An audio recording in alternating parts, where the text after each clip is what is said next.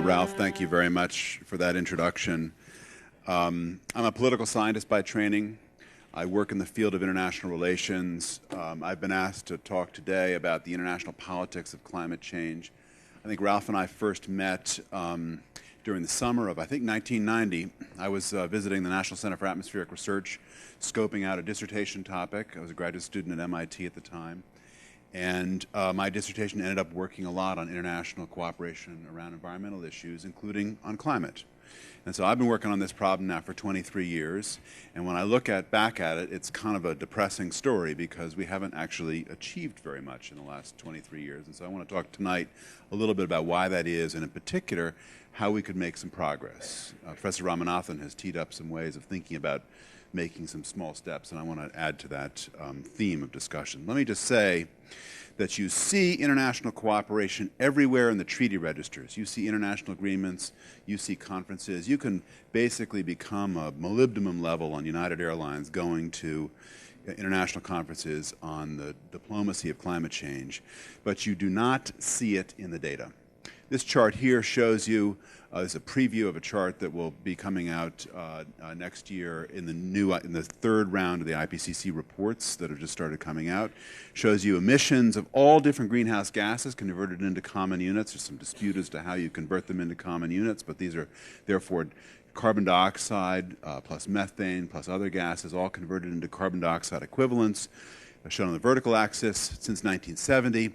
You see today emissions are higher than at any time in history, and although you'd expect that over the last decade, once international treaties like the Kyoto Protocol were in force and working, you'd expect to see the rate of emissions growth slow down. In fact, we've seen exactly the opposite. The rate of growth, decadal emissions growth over the last decade has been higher than at any time since 1970. It's a terrible picture. That's the historical picture. If you look to the future, this slide here shows you a database of all credible model predictions or estimations into the future of what future emissions might look like. And so what you see here on the left-hand side in the black line is historical data. That's the same as the chart that I showed you earlier. And then you've got this spray of possible results into the future. The shaded band up on the top, those are so-called business as usual projections. This is what happens if everybody just kind of keeps on doing what they're doing right now, and the short answer is we emit a lot more, and that's not good news. The next band down is what happens if the entire world works really hard to improve energy efficiency, to change our behavior and move away from driving and other kinds of activities where that's possible and so on. This is a best case estimate, and that world, you still see emissions going up, although a little bit more modestly, and these sprays down on the bottom, these are what you need to do in order to stabilize the atmosphere at 2.5 degrees or so of warming. There's some uncertainty about this.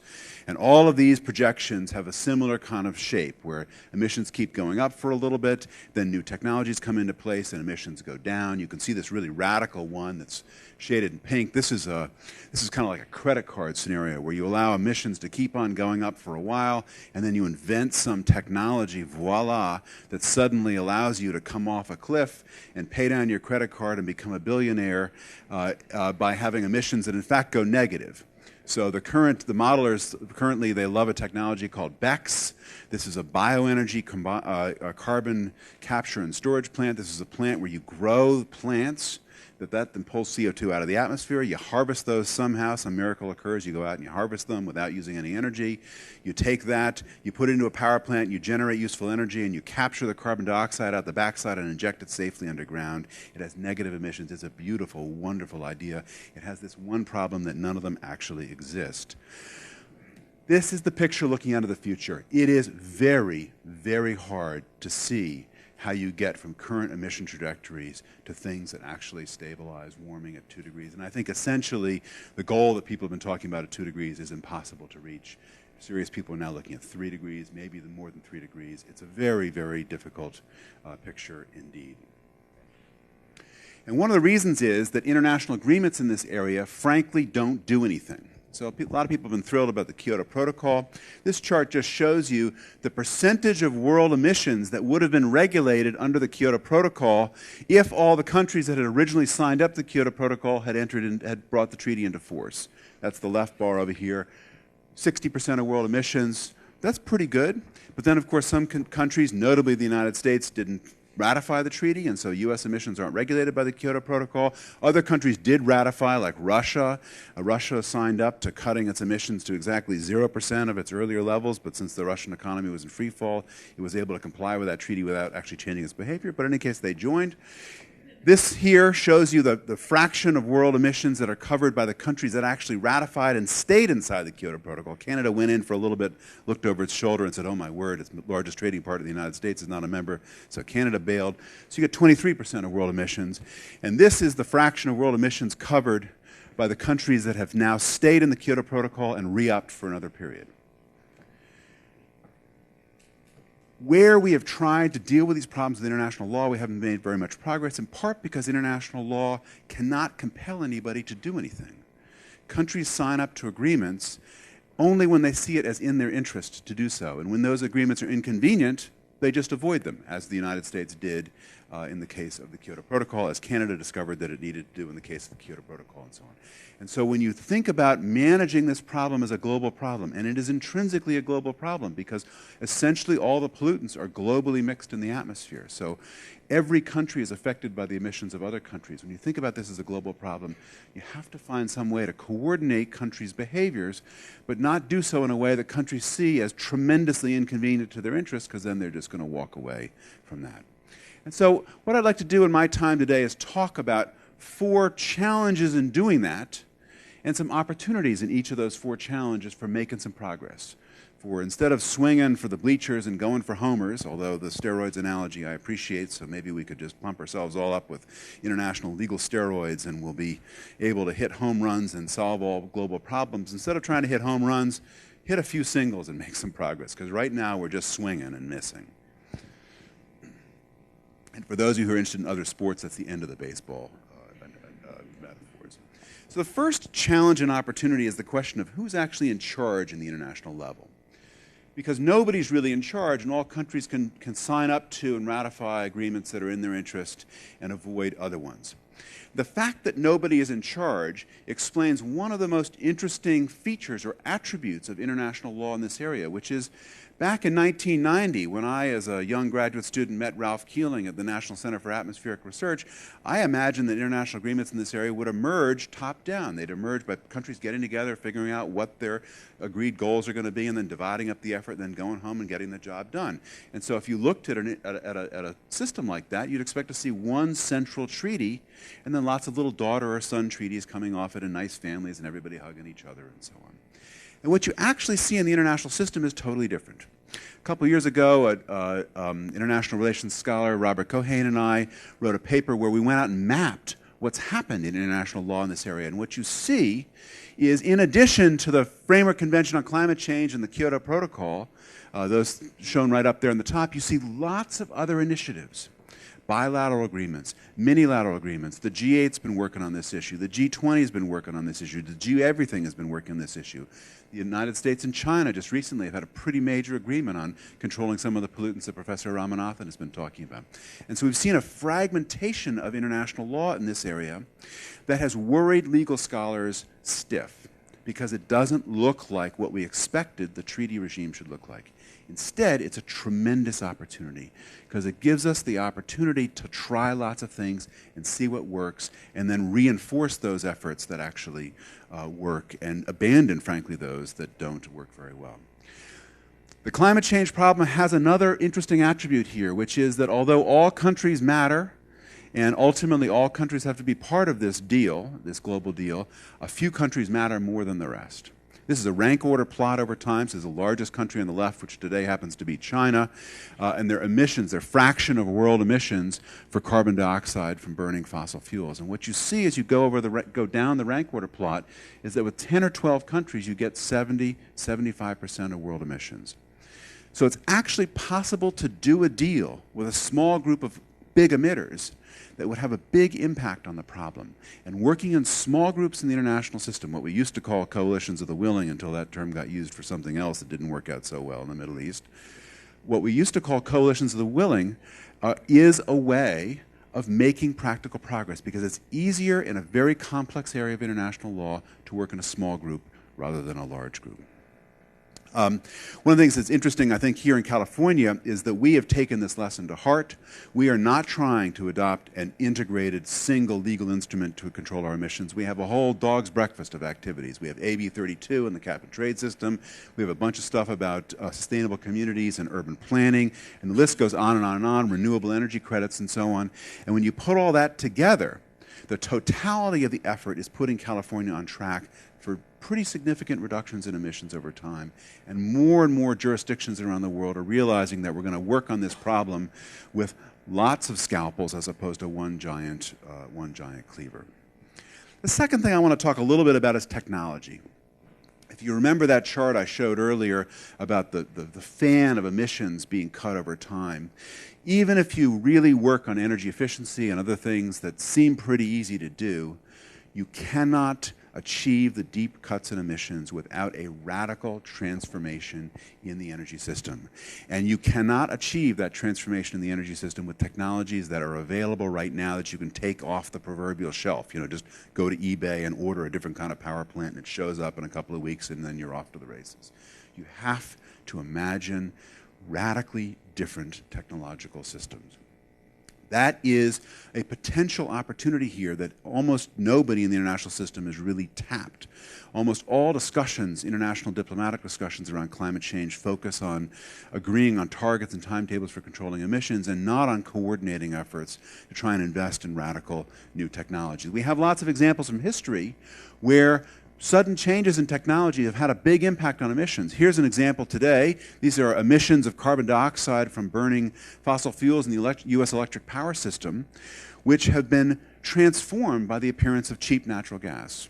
The inventors of shale gas fracking and horizontal drilling did not do that because they were worried about global warming. In fact, a number of those folks are the people paying money into what Richard Somerville correctly identified as a campaign against global warming science.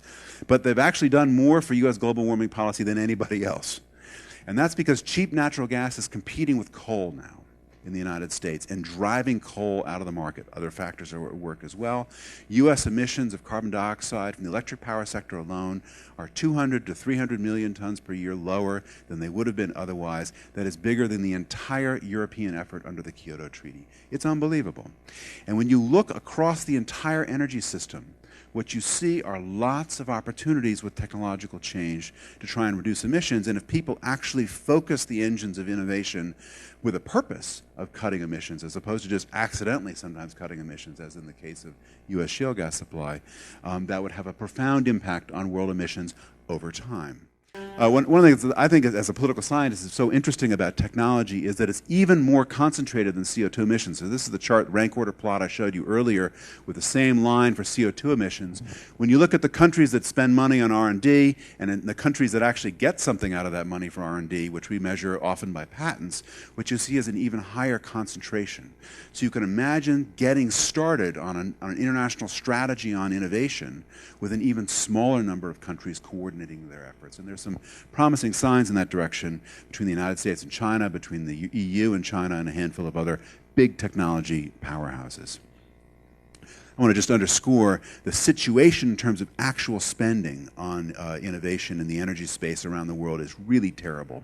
This is a chart that shows you in current dollars, or 2010 dollars, U.S. spending, federal spending on energy R&D. What you see is that since the early 1980s, kind of last time people were really on a sustained basis worried about energy, it's actually gone down. It's a fraction of GDP. It's gone down even more. We saw a little blip when the stimulus program came into place because there was so much money sloshing around Washington they couldn't help but accidentally spend some money on energy innovation. But then that's come back down to essentially the previous trend. Last thing I'll say about technology, and I want to move on and talk about a couple more topics before I close, is we have to be sober about the rates of change. I am enormously optimistic about the potential for technological change to basically make the climate problem manageable. And without technological change, we will not solve the climate problem. But we also have to remember that whole technological systems, which we see here for U.S., this is U.S. consumption of different primary fuels, wood to coal to oil and natural gas, whole technological systems which tend to be interlocked around particular fuels and infrastructures like roads or railroads or airports and so on. Those whole systems, because they're so interlocked, move slowly. The time constant for transformation of a technological system in the energy space is about 50 to 70 years. So we should expect that even if we work hard on the climate problem, we're only going to make progress over that kind of time scale, and that means that we're locked in basically already for some pretty substantial emissions. The third of the four things I want to talk a little bit about is globalization. Is globalization a good thing for the climate problem, or is it a bad thing for the climate problem? So far, we have not been thinking about globalization in the right way, and we have allowed globalization to make the climate problem actually harder to solve. Let me show you why. This chart shows you the net transfers from industrialized countries on the left side to developing countries of carbon emissions that are embodied in products. What do I mean by that? When you make a ton of steel in China, you use a lot of energy to make that steel. If the steel is put on a ship and then brought to the United States, current accounting systems charge China for the emissions, even though we're guilty for the actual consumption of the steel. And over the last 5 or 6 years, a series of academic exercises have emerged to try and fix the accounting systems to account for this embodied carbon effect. In 1990, shown here in the blue bars, there was basically no transfer of embodied carbon from the industrialized countries to developing countries. And since that time, the transfer has exploded. This next chart here just shows you the same information, then broken down by individual countries. The US, for example, in 1990 was actually a net exporter, because that's when we had a manufacturing business, no longer so much. And now we're a net importer of carbon. China, of course, is the largest exporter of embodied carbon. Why does this matter for thinking about the climate problem?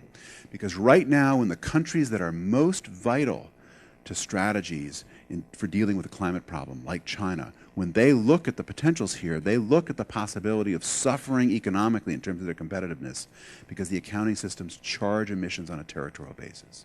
We can fix that with border tariff adjustments and a variety of other measures to at least get the incentives right so that a country that's a big exporter doesn't see itself penalized just because it's a more efficient producer of goods and services than countries that are big importers.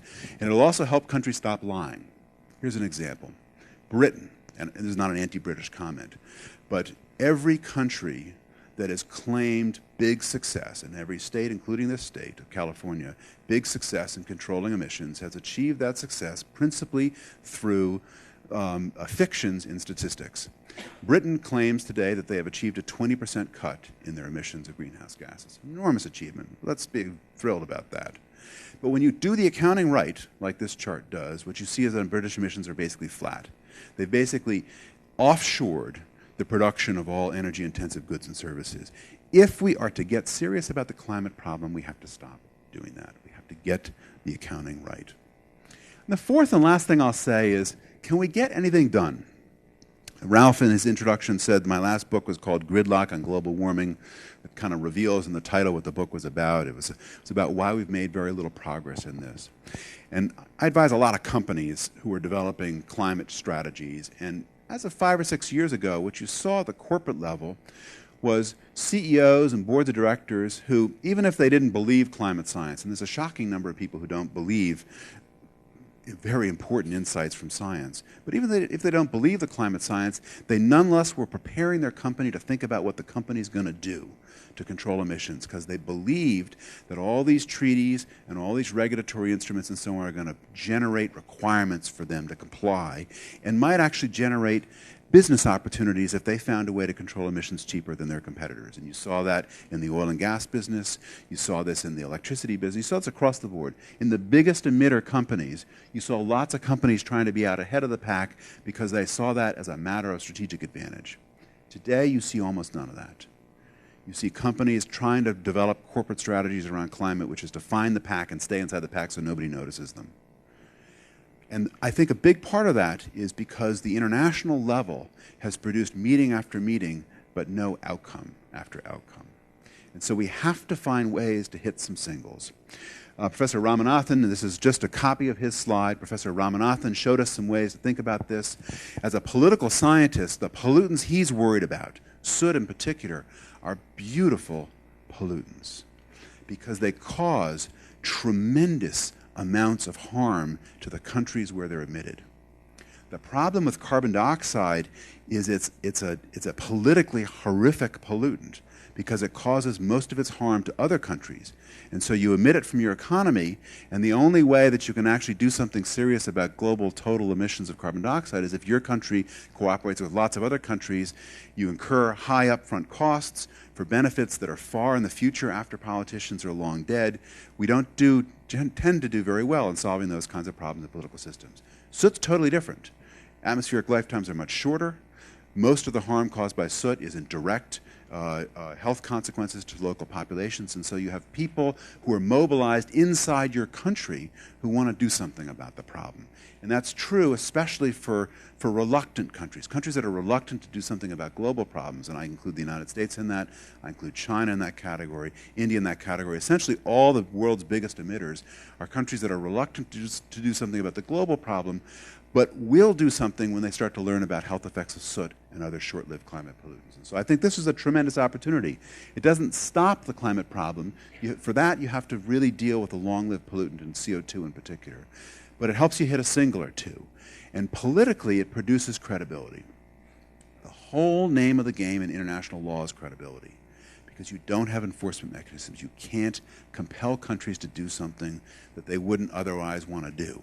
And so what we're missing right now, the missing ingredient, and I think this is true not only in international law around climate change, but international law in lots of different areas, is demonstrated credibility. And so the kinds of things that Professor Ramanathan was talking about, where you could slow down rates of warming, slow down sea level rise, generate tangible benefits, that is a way to start demonstrating credibility, which we're going to need in order to address the climate change problem. Let me just say that I think the international system, this is maybe the most optimistic thing I'll say tonight, I think the international system is moving in this direction. Even countries that were most enthusiastic about the Kyoto Treaty have now basically abandoned the idea that centralized, top-down emissions targets set in Brussels, set in Geneva, and then applied in the rest of the world, that's not going to work. It's taken a long time. A lot of us have worked for a long time trying to demonstrate why politically and frankly as a matter of law that was never going to work. And I feel like I've been banging my head against the wall for the last 10 or 15 years writing articles and books demonstrating why that has been the case. We have now won that battle. There's been like a Control-Alt-Delete in the international legal system, where diplomacy now is focused on much more flexible, decentralized, fragmented systems, bottom-up if you like, rather than top-down. And that, I think, is good news, because it's giving an opportunity for people who want to hit singles to go out and swing and hit the singles. Apologies, I continue on the baseball metaphor here. So I think it's headed in this direction. But I want to end with just one implication of that, which is that if you work really hard on a bottom-up legal regime, you don't make progress that quickly. You can't make progress that quickly, because countries have to become confident of their ability to implement their commitments, of their ability to do more than what they promised in the first step. And that process goes on, and it accretes very slowly. And a good example of this is the international trading system, the GATT, and what today we call the World Trade Organization. The most effective example of international cooperation in world history. It took 50 years to build. And so what we're talking about here is a system that if you work hard on it, it'll take 50 years to build. Unfortunately, we've squandered the last 23 years. And so that means we are committed, I think at minimum, for a world of 2 degrees, maybe 2.5 degrees. We're committed to infrastructures that are going to emit a lot more carbon, that aren't going to look like those big reductions in emissions that you need in order to stop warming at 1.5 or 2 degrees. And so a much larger part of the global climate change debate in the coming years, I think, is going to be about adaptation. And about what do you do when you face the reality that climate's going to be changing, sea levels are going to be rising, weather patterns are going to be changing, and so on, because that's inevitable. And the political calculation around adaptation is totally different from the political calculation around controlling emissions. Around controlling emissions, you can only really make a dent in the problem if you cooperate with other countries. On adaptation, you can make a dent on the problem if you just work hard on it yourself, because the benefits for coastal planning, for agricultural planning, those benefits accrue locally. And so we're going to see, I think we're all going to be surprised by how quickly lots of jurisdictions, and San Diego is a good example, and San Diego's in the lead in some respects, how quickly these local jurisdictions are going to move to realize that they need to do something about adaptation and are going to start to implement that very rapidly indeed. Thank you very much.